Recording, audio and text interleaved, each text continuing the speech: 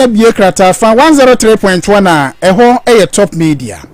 anyway ensam we dey sum wono adehman ma de edi mu akotene bi ene se adehye bi ahwe wo monkwa ewo boase sabram no kase de edi mu no ama abusuafo na emu nsem yede mu nchemu eba na Haruna Idrisu nso ko anototo obedwa no ano ene na ensam we ko so nyina na yede sum wanwre sanso ene ebeko akwakopie mu kutuka wi mhyagina bia yesi bibi di e-gate na opani ende ona ebehwe akwani akwantempo dwumadi so kyese contract bia ni hu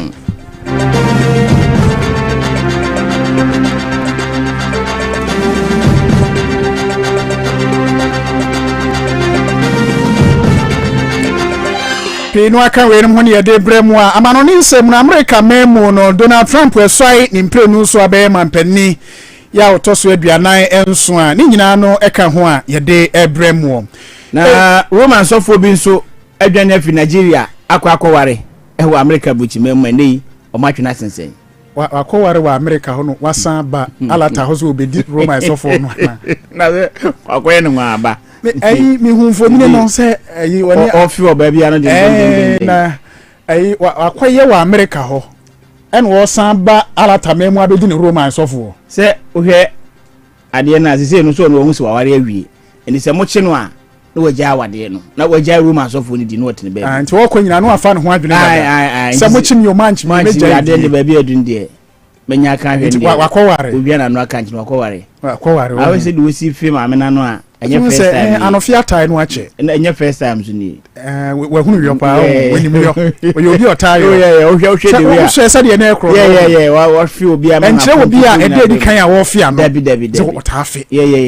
umze anofia so utimi fi obi asoma na so si o utimi ye den e fi obi anama na so si ene am nti bi da ene very careful no mo yan say obeti obi asoma homa na fi wonte hwe ada mo fe ne say ya na so tumi sisa metro mu ene osisi nkofo asoma na gen Antwi fin kofo anu sisi abusua kasie be ode nyina mu aseda ya de bi ma agan ya dro agan ya dro papa agan e peken kran Semens Vital Herbal Mixture no edro no enam papa obrane no bia dro ni padua mu ane se ejina so peken kran na kire so no okro no be ma no magan de eja o kagum no enya sem ketwa be ma no magan no bo adwuma be ma no magan no bumfumpa na be ma no magan de otwi sodoku kire sa na dwono se ejina so ni eni empa no so de wona na obi adabi agan no eye adwuma papa ema mamu nsuro kra na agan ni nsuo no ho na mema na ennom na mo nso nom topaye no nso boa mo siesie mo ma ahemfie ye kama ekwan no eye double road create me to say single road no ene be mani na mu ono atu se ne ho kire no ankasa fi se ekwan no emu aye twotwopo a sort yase ko pabi na nonom Semens Vital Herbal Mixture agan edro ne ye kama se Semens Herbal Hospital for na die dupe yi aba yem from 0240 616 061 0240 616 061 ombejo so ena no me kam kire o se titibrem na yekotu ni petrinsa se onkosua excavator twie ya tuni trinsa adani yokosua reloader yakotu ni trinsa adani yokosua forklift yakotu ni trinsa adani yokosua plumbing adwuma plumbing keke RTM Services and Training Center de na wotwe miensa ebe kire forklift twi excavator twi reloader twi plumbing de abosum ni na wotwe mienu pe wa ye mopa bene anya afi nu akowie na ye kotri ye kopon ne ho ne ye kopi odwan e de akoma ne master ne ade abe dabi odwan sika bi anim wo de odwan sika no RTM say wo de famu 100 Ghana cedis pe fabra be fa forms na su adwuma no wo wie na pese wa bini mu no wadwuma ye nsem fata Ghana ha na wo de be ko amanone amemi to say hungry UK Canada and Czech Republic onu omdi hon komo beboa o RTM Services and Training Center buying enemy enti wagye atumprɛ ko penkran ha La Paz New Town Station ho ne wona sunyane nso no yani Wesley Methodist asafo no edi anmuhwe frɛ RTM Services and Training Center for 0503 711 344 0503 711 344 and 0534 045169 0534 045 169 and 0549 640 948 0549 640 948 enyumekuo ni Dawson no omken ho ebu enchidomo ye de kasie sum enwumre medini ade papa Antwi Boasiako enwumre mene the senator Nana Agyen Berima bisianfo de die kwaso munyi takra bi amfiri masome na nwumre nsem no yemfamfam se kasebo emfa ensomo nanu memeda bo hosem esi ye ewo boase asantemantem ene se emabu bi ene angogod asante anase angogod boase admeku etufuma gudie ewo hono abambofo ko kabo ani mewi achi posifo ebemu etu atoto koso mewi achi nipa enkron ena sabrab no ekese de won efiri mu afoforo bese ngotwe so epra ne mu odene pass adam no kase de komfo no chia ban no sabia ena mpanifo de won akwakugu ani a doctor fogina oso ntintin ehwese obetimi aje won eyade ade won enkwa na amanebo no nyina eni se abre ba ne sa ni pehwe won enkwa no na amu no akwakwa ya ban de ntiakodia posifo ensem a chese na abusuafo enya kwakrambo no satimi aka amu no na enei amanebo abetodwa eni se hihye ne ma hodo nyina egu akwan so ama posifo agyae amu enkron no de ama won mabusua se monye na sebe abusua dofunu onye mo ade na momfanko na de mpese mo de ye no montimi emfanko nkoye na okirem se ansana wode amu no be ma abusuafo no empanifo papa di ho adanse de fense autopsy ni bi ekoso edi adanse chese bi a we tu ne kun no we ye bone mfe we ye bone yem we nso bone ha we nso bone sin ansa ane yeda ne amu no edi ama wonum na wo abefi se video ba wonya bi ehweye no okoye Facebook no so top media unya bot top media pe ebeba na so ko YouTube top FM online ebeba na wahwe bu video no se ewo ho a enipa etu aka wo mu a doctor for ne pelifo hwese obetimi asom ya de nyina ewo ho na okirem se se wo hwe a na enipa ekọ besa duesia ena won ko bodompem eni abambofo a na ewo angogod asante ho no etimi ko kabo ani na enya asem ketwa kra na bra posifo ne pelifo ebe mu no na akwakwesa no ayedinti na ja oto na matoto na mato na so nam se aposifo ekura nimdie na wo mu ne kura etubane a eso echen timamufo die enti ena timamufo nipa bese nkron wonu fa mu ahwe wonu enkwa ene ya me no ekasa die asantemantem mo so afo ya boni di se wonu na mehwe asantemantem eso Dr. Amakohene wono abomoden akosra abusuafo na wachiche wonu awire asese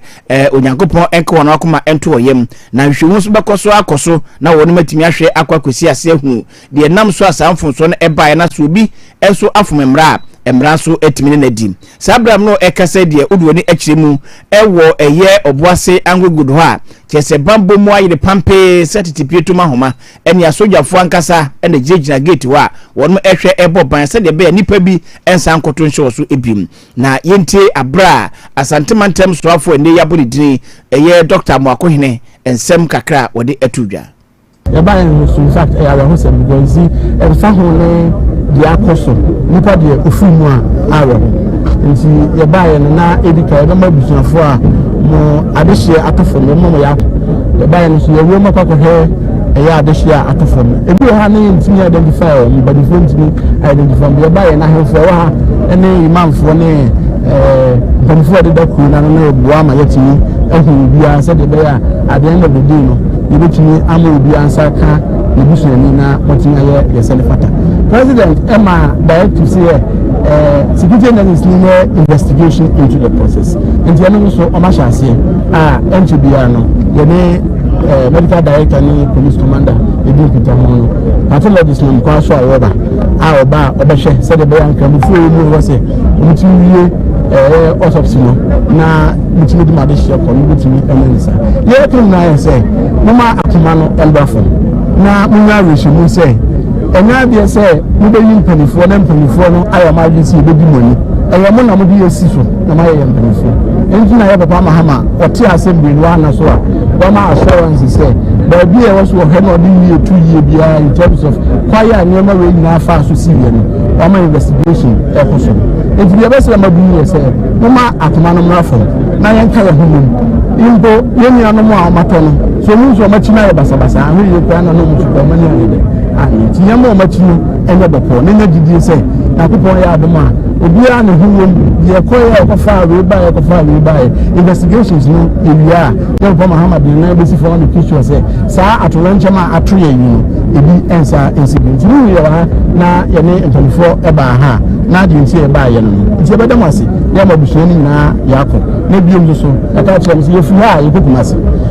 ti asira mo nipa na abo bompimo ha no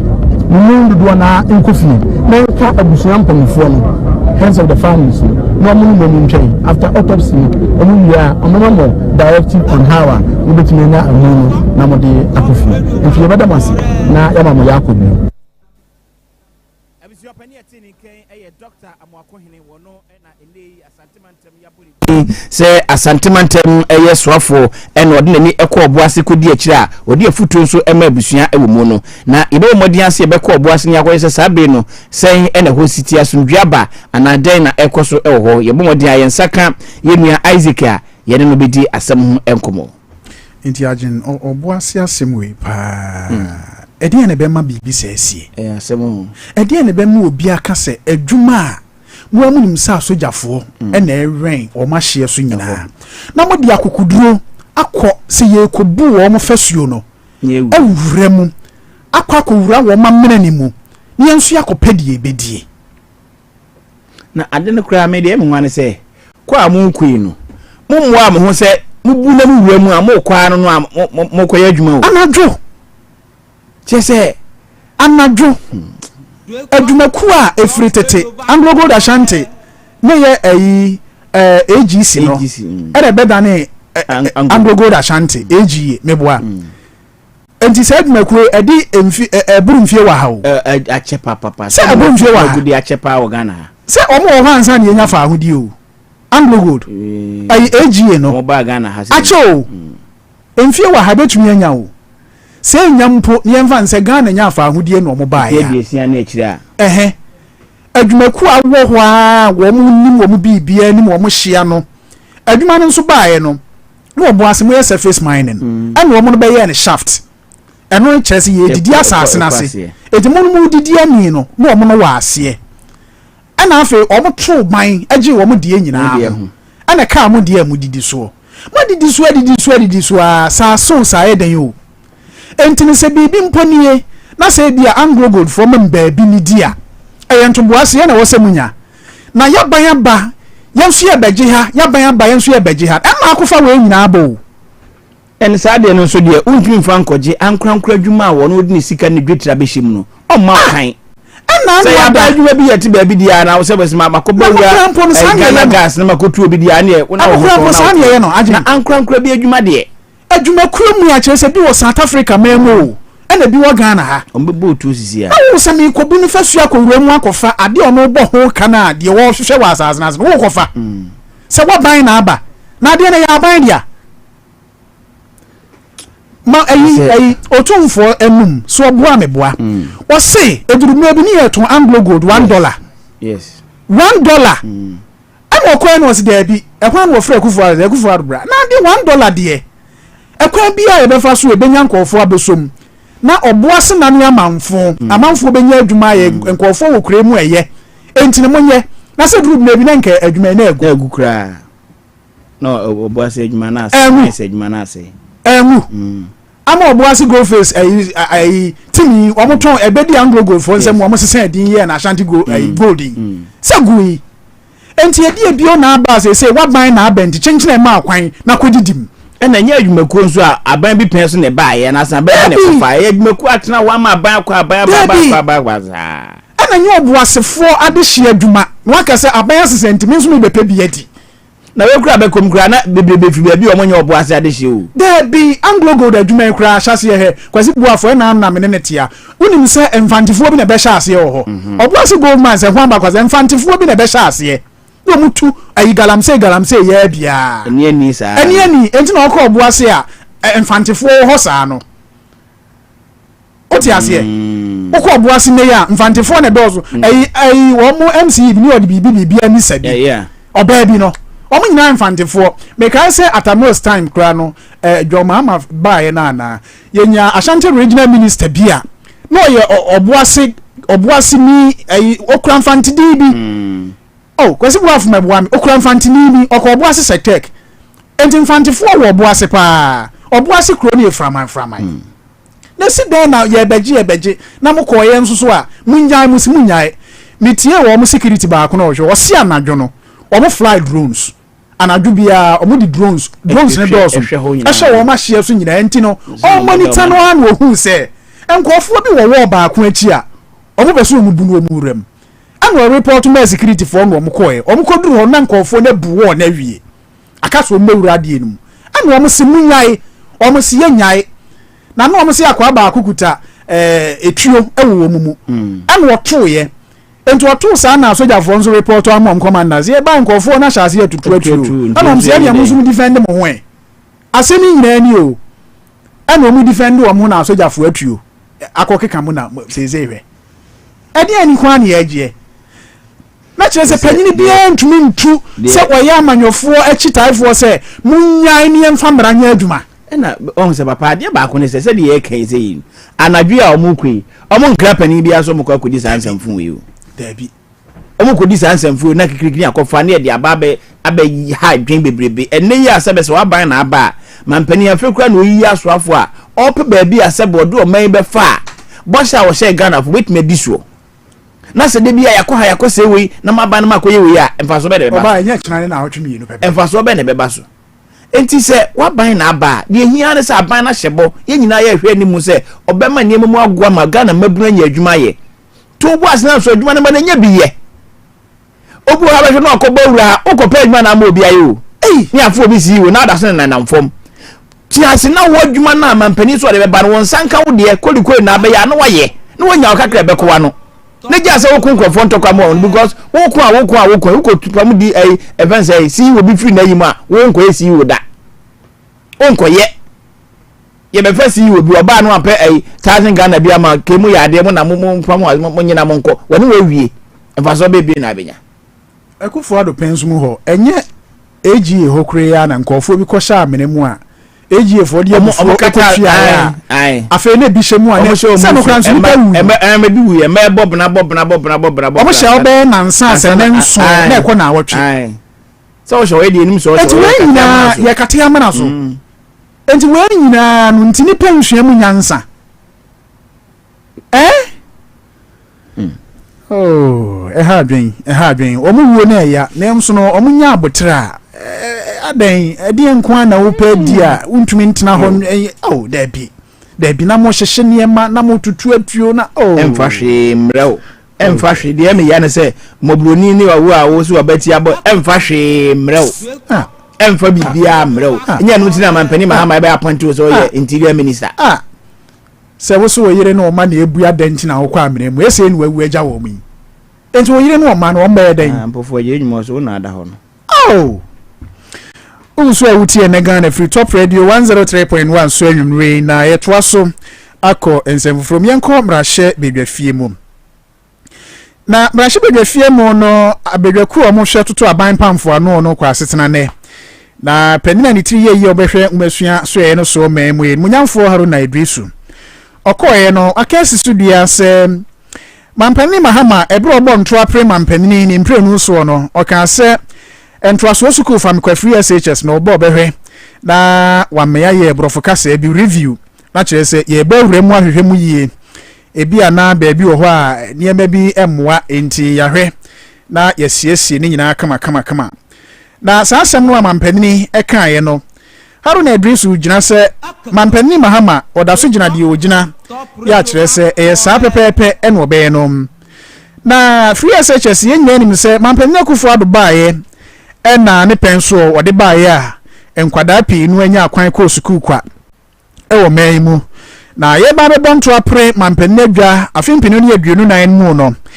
ena kare mampani jo mahama no ogina ndisi dini mu ka se nyame na adom no be mampani a sa free SHS no behwe na wama yaye mu enhwehwemu kakra na ehiase esakire mu a ya sakire mu na no nkire se oba na obetwem na ne abedwakuo mu etoto Haruna Idrisu ano no awbrahye bedwafie mu no okotena wo mu animu ape eno woka se mampani John Mahama aban eni hihye bia da se oba betwa free SHS mu da bi da na emom na nhihye so obehwe no ahwehwe mu na de enkoye wo free SHS ni mu no wahwe no wodi yi ato de da ne de ehwa no mu gina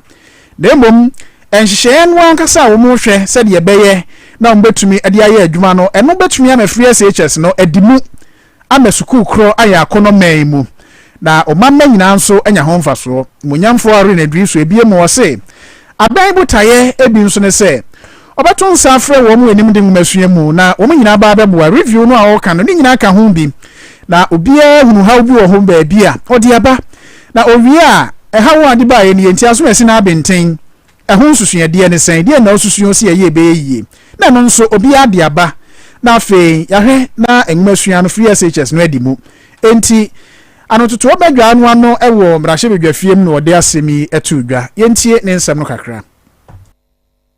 But Mr. Speaker, let me assure this committee that President John Dramani Mahama has no option to cancel free senior high school. Therefore, those who listen to him, even in the course of his campaign, to have stated that he will expand free senior high school to private schools was to tell Ghanaians that as President of the Republic, he wants to give true meaning to Article 25 of the 1992 Constitution and Article 38, which spells out the objectives of our educational policy. But Chair, the important thing is that he will subject the free senior high school to a review. The review will mean subjecting it to, one, there will be a stakeholder national education forum to discuss the future and state of education in Ghana, with emphasis on the future of the free senior high school, in particular how to assure it of adequate, reliable, sustainable financing. Mr. Speaker, I do not want to at this moment stir controversy, but some of the numbers, Mr. Minister, as you may recall, I will validate some of the statistics to some statistical validation of those issues. So we will undertake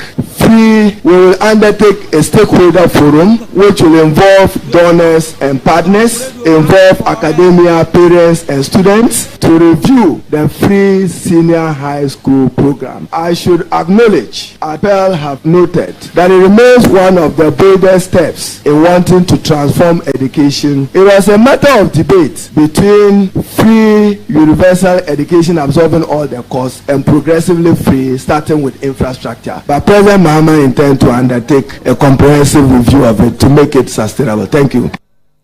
Enti we Munyamfo Haruna Idrisu eno okasa ene no akiri no obeka se ena anu ada no wo mu ka asembe ento abonimu se wo mu ewo suapon mu no afefoforo no wo mu ekokra no aban se obehwe na eno nso wa mu akonokwa na akwa mu akonokwa no omo sesen ye no sika aban behia e de aye saade no afibia no eye Ghana sikai opepia hasen aduanan enum 345 million Ghana cedis ena obi hia ode be saade no osi enum no akyerɛkyerɛfoɔ no akatua ka ho schoolfoɔ no a ɛkɔ no nso wo mo ho ka ɛka ho ena afei se eniema bi wo ho ehun behia se omode be to akwan mu ama nkwadaa no tumi asua de yie eno nso eka ho eno nso emu nkyeremu ni will be pleased. I should proceed to have a discussion with him on the tertiary education we have in Ghana. His party in opposition promised free university tuition for year one. And in all fairness to your government, you were very specific that you pay for year one. First semester of the academic calendar for the universities have since commenced. May I know from you whether your government intends to implement this policy in your first budget to take care of semester one? Don't know. On the authority of President Mahama, I'm sure his Minister of Finance, if this House approved the Honorable Atuforson, will present the reset budget of the government. It will include some provision of some 345 million cedis to cater for admission fees for students undertaking courses in the normal subject areas, not professional areas like medicine. And for President Mahama, this is a model to experiment. You look at it, how do we fare as a country? If it is possible for expansion, then he will expand it. And he is not asked that if you are able, you should not. We know that some students have already paid their admission fees. It will be refunded to them. Honorable leader. Honorable Chair. Enti Monyamfo Haruna Idris na kasai na no akiri na pani ba ku bisanse na Haruna ensem wa na abobso nra ba ko kan ni twi akran so de mente wa no ni twi da se aja wunua mwadwen de adondom bejai o kan twi kama na o e de twi no akan ena o se hwe me yira kire mi twi pa na de mamentwe bu asekra na me menkan yiye ma mu se me yire wa kire mi twi pa. Honorable Haruna Idrisu eti say enkranyin fa na wote Meti Cantonese baby.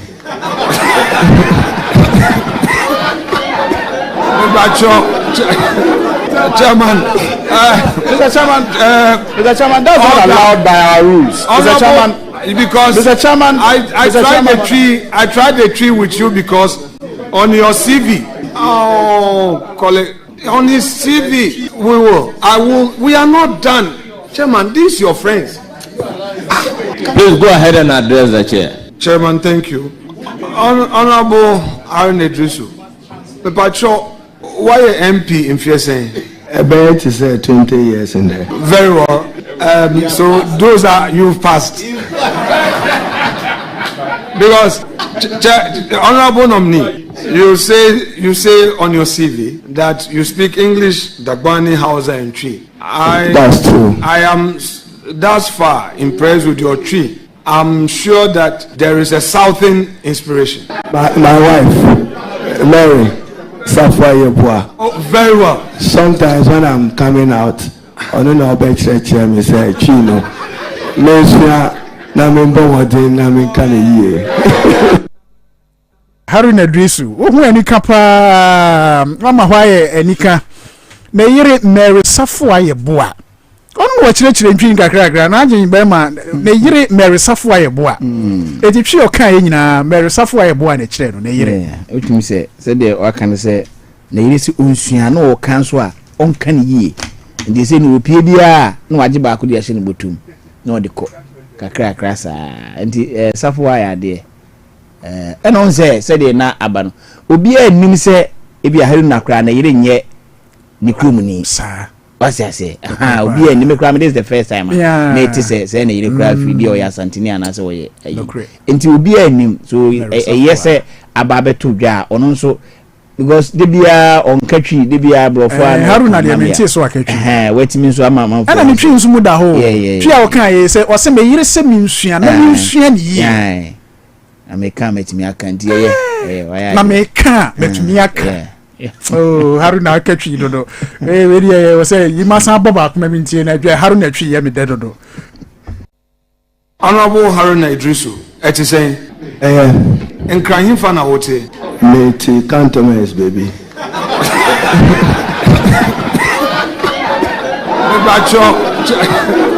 Chairman, Mr. Chairman, that's not allowed by our rules. Mr. Chairman, because Mr. Chairman, I tried the tree with you because on your CV, colleague, on his CV, we are not done. Chairman, these your friends.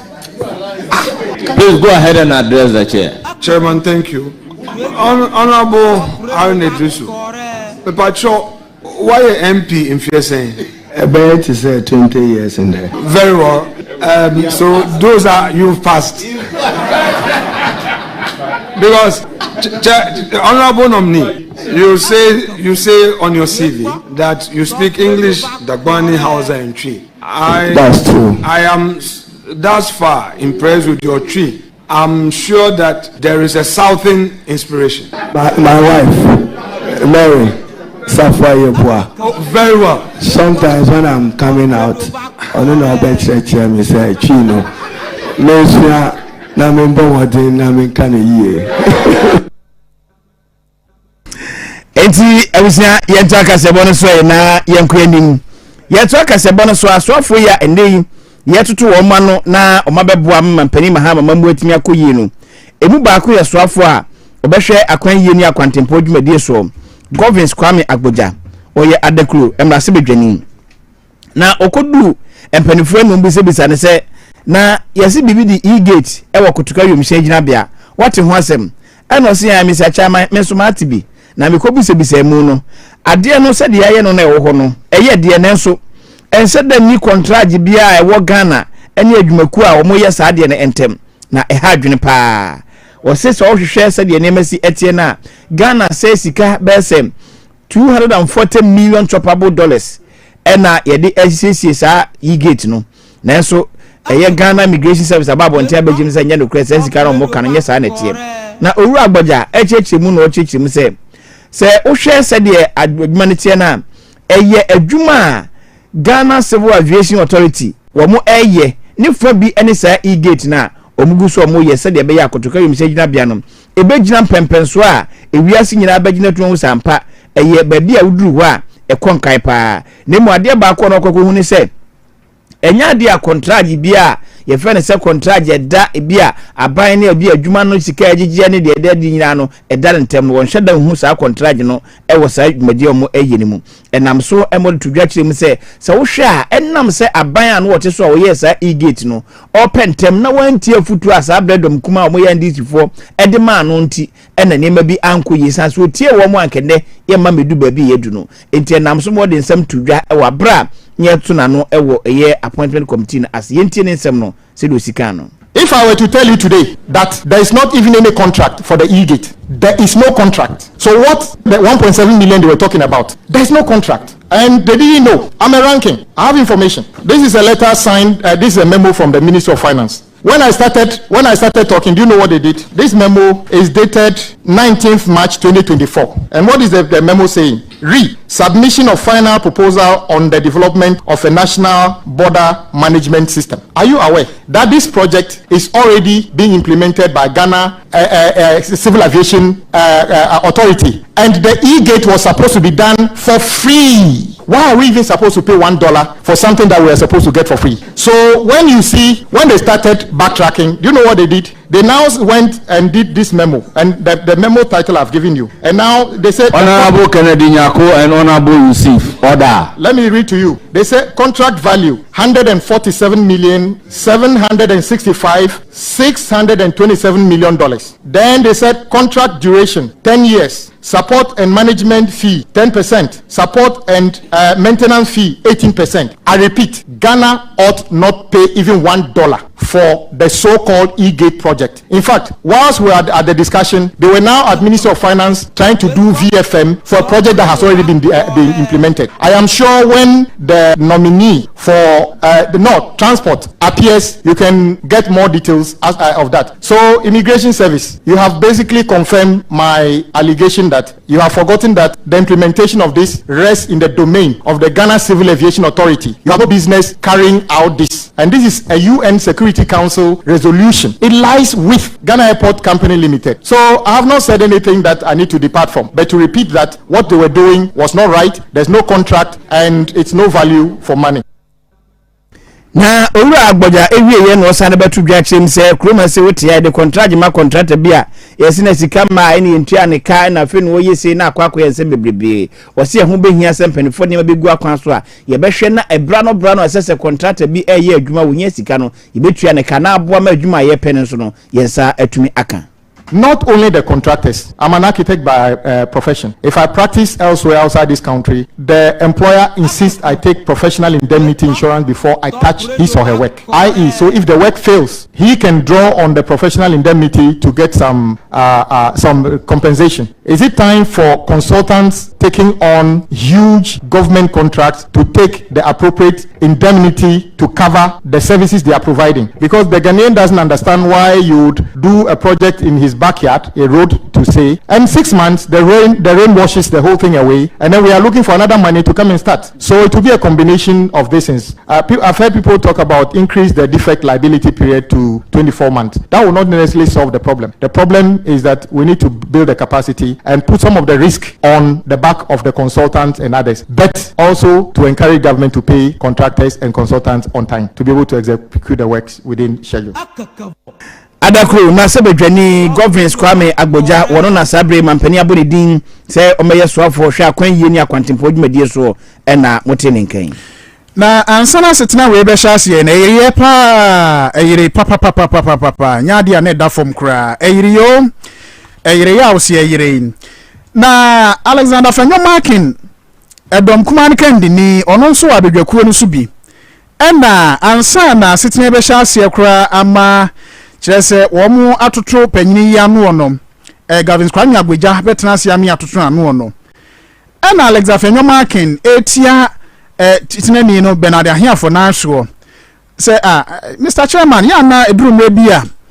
empamfo no a omo aya bankra chimperimfo ne akwankyerefo ye de omo aba no da omo adi kyerɛ no kwan bi so ya na ha adwene kakra ti wodi e wo na so na mitia enti anu mu no anya panyine ne de ma afa die we kan we na we aka we kan we na we aka we nti asetena na wo so hye ase anopa nondu no ekowi ase na nondu baako apa ho sima aduonum ennan kraka be sisima nsia pe na kire se donhwiri mienu a ne sa ansan wo mo hye ase enti anumu no na Alex Afenyo Markin kan kire speaker se ebe ya asem o kan no nka wo mo hwe no mo enko ka asem wo akire ho boko ana dom kase no so yese wo Afenyo so kra bu ani kire wo a wonte asem bi se no nke ebe ka na kire ho no nya asem an ke edi ba badwam se yi na ade to bu ase na asem bi se ne ebe ka na kire ho na kire se Afenyo otene ho ase enya yie enti emma Bernard Ahiafo yese ne na momra na yenkasa ama Afenyo yese odi esima mienu kra we betumi aka ne awie enti Afenyo nso sori ya pe no ne dom kuma no omote fa akire ho se omu kohia enti chairman Bernard Ahiafo nso twen wo mu twen wo mu o ma misima mienu ma twen wa ama simanum o mai ene wo san betena ase fra bedwafo nzo omumra na omontoto Gavin Kwame Agbeja no afede Afenyo san baaye a omuni ya na tikwa paisa den na chairman antwen no ama asemihia o de betuna ni mu no wentie no wasan be fra setena anam se na Afenyo kra nso de na woye ade yaka kire o se wosisima mienu na ohia mi a chairman me se ne ma begina ho me twen o me kra no twen sima mienu no pa ho wa ama anam se me twen simanum na simanum ntem de bia no aba simanum ne nso duru so a wa ama no ma be fra setena eno nso de abone maye Afenyo san na wo chairman kra ye yimu na akeka kam gumi so na momfa menye hwe ha na saa na dom kase no wo mtie ade ye ko parliament kra saa na speaker nso tie keka kam gu ye so momfie anya hwe sese mu bua ntoma gu fie bi ni ade enti na asem ne ha adwene ya omso da bi Afenyo ensem akeka kan de anya ade hu hia se chairman oye obi a womfa mra anya adwuma ne ade de o da bi we de mumye ntie de na e ko so ni bi de eja bona mutie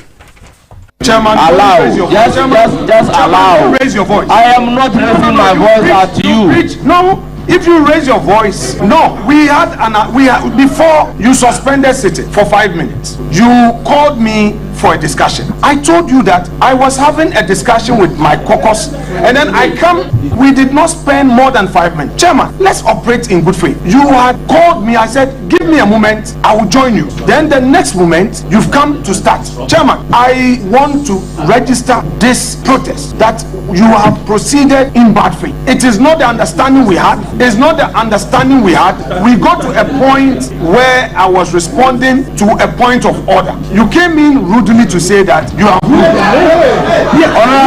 Honorable member. Say that you are rude. Honorable member, you should be guided by the rules that in this house you don't use insulting, disparaging and abusing language. At our first city, when the backbencher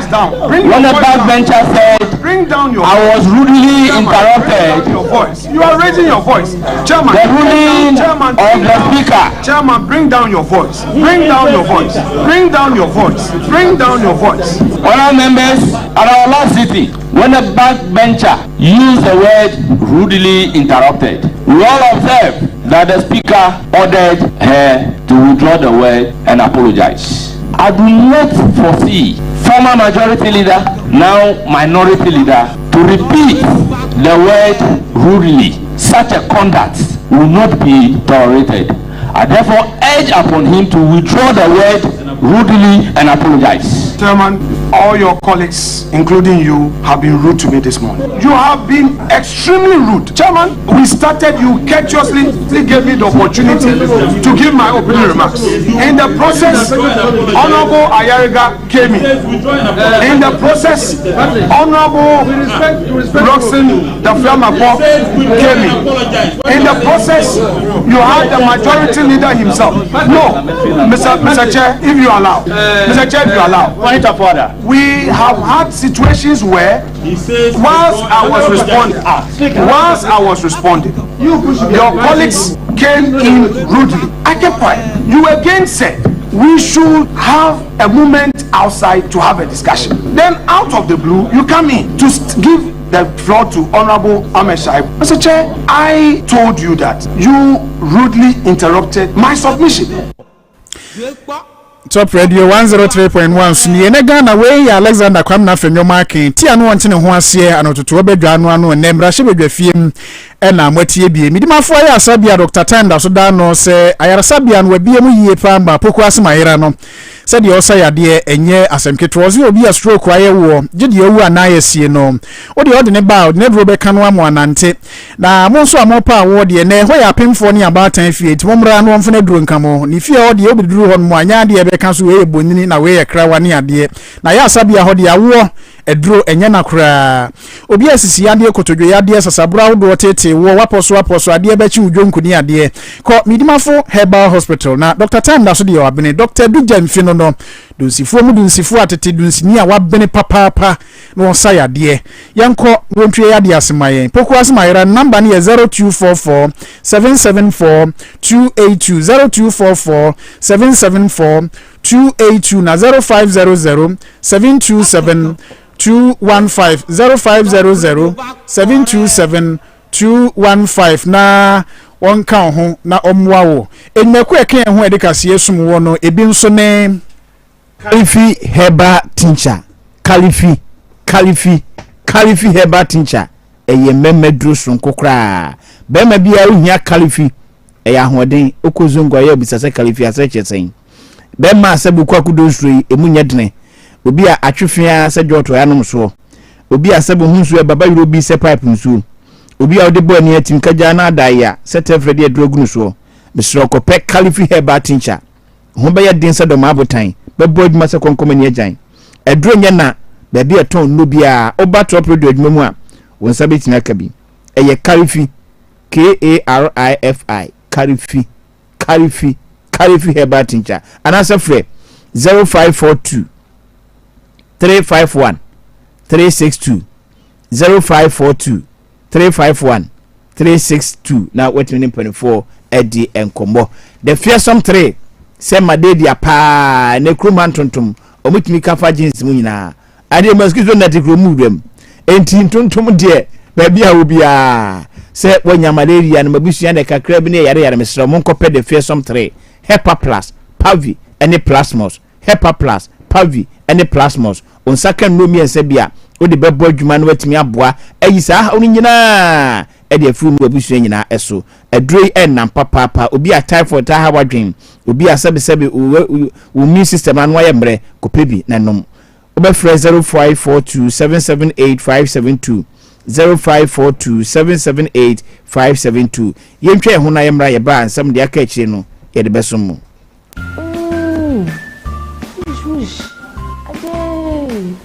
boy ye and now there no toto cause Spine Therapeutic Center on North Kaneshi ampo eni pepi e wo sati bia yi mu a wonu munura no man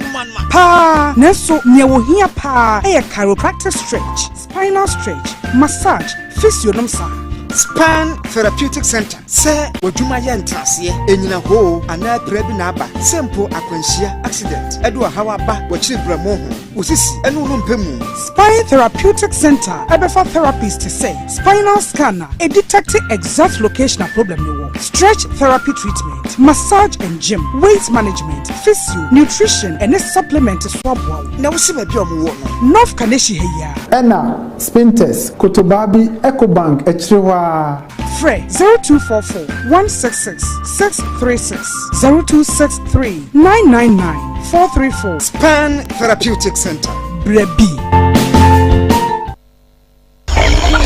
Ghana kuyafue media sam denne nam me yakuania me yen enkokɔ mprako ane ensuomunam na breka krani magime hoje na pa ɛmoa ne ntumi nyini ewua nso so no omuwuo enkokɔ no kura de na yɛ me mɔbɔ efisɛ omunkonsua yɛ nketewa na omuntimi ntododo nso ɛna ɔdomfo bi kyerɛ me Alice Fields Plus Ventures na wɔmo ɛna akɔfa feed supplement a yɛde ma enkokɔ ensuomunam ane mprako enti sɛ woyɛ moa na pese omunyini ahoɔden mu omu woyɛ fɛ ɛyɛ akɔnɔ omu to akɛseɛ atu bebrede a ɛne me kamfo liver vita nia force ɛmankokɔ ne dom pɛmu yɛ den na omu to nkosua akɛseɛ bebre amivit ɛyɛ essential vitamins ɛne amino acids a esiesie mu ana ahoɔden mu ɛnkanka ne nketewa na omu ɛba no na mineral interest no wow ɛyɛ comprehensive intestines health entientra hɔ ɛma wo nkokɔ wo mprako wo fishes no enwu emeka mafie wabra miavit company wa Germany ayen rupapa sei ama Alice Fields Plus Ventures okofa ba Ghana hwehwe ye kira kwan e wo 3 Bosman Street North Kaneshi frey 0244 916 208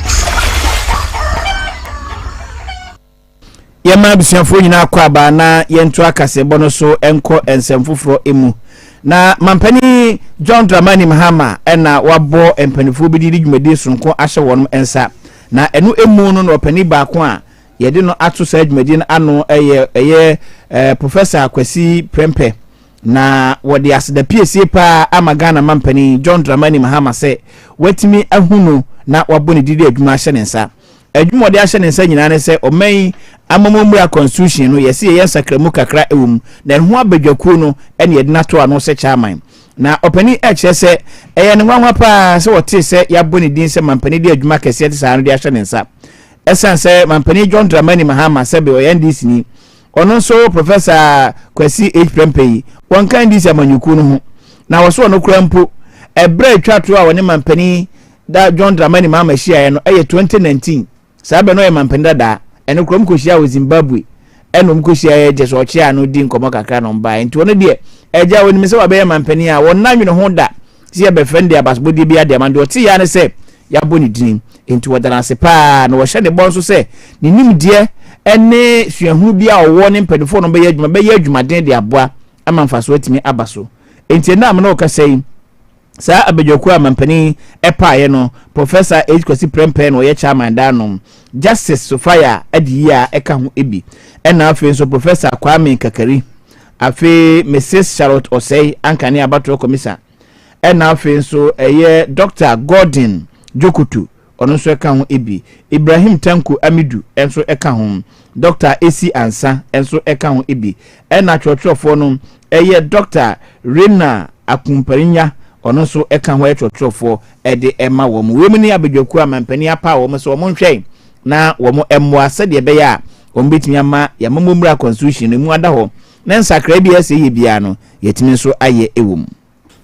Professor Henry Kwasi Prempe onye Ghana ni ana Ghana ni na fi ade nti na o se na kroma ite ze even say yes asroba enyantoga fom aboa de so nka ho enti onimse ndisi na aba nti appointee ndisi for no be so onye ndisi ni Professor na Agyen ye ne sa Professor say na dwen so you have to retract and apologize. Na say professor adwen ye ne saade na kire say because ani etimu okrum ha omo wo ase ho pe no say de omo nso adwen ye omo no enso ye bia ni enso sa ani etimu okrum ha da bi eni say yesa kokofo ame ehunu say kofo memuo say ye hunu bia ege be ka say sa na tie kofo ba e wa anye ne sa ofifa nkofo free baabi a na omo nye na MPP fo e mo mbeboae enye sa yeah it is unso bi ato a woda mampani ase se woyɛ o mamba pa na wohunu so wonimdie bi nti wobetumi de aboa nti bra bɛyɛ se ya na yɛ ka no na wodi amanyɔsɛm wem sɛ wonya ndc ni na bra ohia no ka se wona ohia na ka jenze oba omo ya ye bɛbɛ hunu so hunu eti we nyina no na nkanyi sɛ prof bɛka ne sa nya hwe wanya ka wi amano ne nsɛm nie America bochimemu mampani Donald Trump wesai ya sese ofri ni mampani di ase ni mpre no so sa America mampani otoso aduanan nsom na ebra wo so mpompon nsom no saye e wo Capitol Rotunda America memu na dwumadie ni pampempem e ko ho enadwe na nya asem ketwa na dwumadie ni ba wie no wo kire se kwan bia so no obesan krata bi na san krata no